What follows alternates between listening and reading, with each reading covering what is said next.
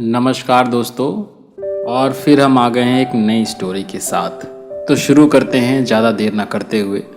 किसी जंगल में एक बहुत बड़ा तालाब था। तालाब के पास एक बागीचा था जिसमें अनेक प्रकार के पेड़ पौधे लगे थे। दूर दूर से लोग वहाँ आते और बागीचे की तारीफ करते। गुलाब के पेड़ पे लगा पत्ता हर रोज उन लोग को आते जाते और फूलों की तारीफ करते देखता। उसे लगा कि हो सकता है एक दिन कोई उसकी भी तारीफ करे। पर जब काफी दिन बीत जाने के बाद भी किसी ने उसकी तारीफ नहीं की तो वो काफी हीन महसूस करने लगा। उसके अंदर तरह तरह के विचार आने लगे।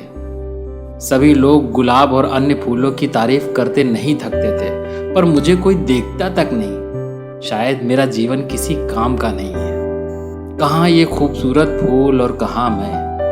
और ऐसे विचार सोचकर वो पत्ता काफी उदास रहने लगा। दिन यूं ही बीत रहे थे।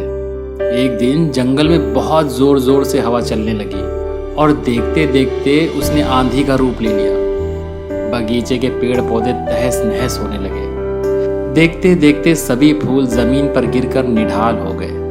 पत्ता भी अपनी शाख से अलग हो गया और उड़ते उड़ते तालाब में जा गिरा। पत्ते ने देखा कि उससे कुछ ही दूर पर कहीं एक चींटी हवा के झोंकों की वजह से उस तालाब में आ गिरी थी और अपनी जान बचाने के लिए संघर्ष कर रही थी। चींटी प्रयास करते करते काफी थक चुकी थी और उसे अपनी मृत्यु तय लग रही थी कि तभी पत्ते ने उसे आवाज दी, घबराओ नहीं, आओ मैं तुम्हारी मदद कर देता हूँ। और ऐसा कहते हुए उसने उसे अपने ऊपर बैठा लिया। आंधी रुकते रुकते पत्ता तालाब के एक छोर पर पहुंच गया।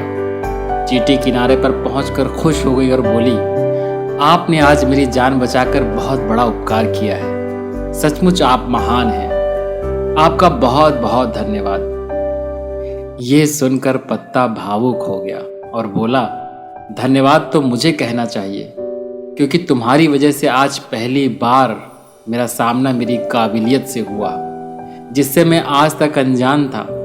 आज पहली बार मैं अपने जीवन के मकसद और अपनी ताकत को पहचान पाया हूँ। मित्रों, ईश्वर ने हम सभी को अनोखी शक्तियाँ दी हैं। कई बार हम खुद अपनी काबिलियत से अनजान होते हैं और समय आने पर हमें इसका पता चलता है। हमें इस बात को समझना चाहिए कि किसी एक काम में असफल होने का मतलब हमेशा के लिए अयोग्य होना नहीं है। खुद की काबिलियत को पहचान कर आप वो काम कर सकते हैं जो आज तक किसी ने नहीं किया। तो कैसी लगी ये कहानी आप ज़रूर बताइएगा कमेंट करके। फिर मिलेंगे अगली कहानी में।